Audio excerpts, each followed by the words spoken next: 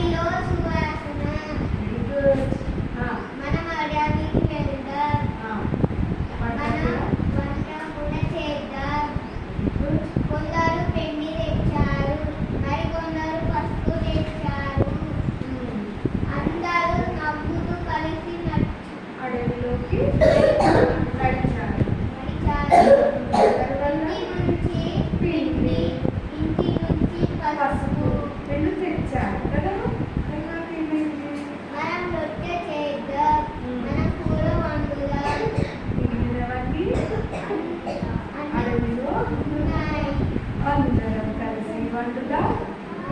కలిసి తిందాం. మన భోజనాలు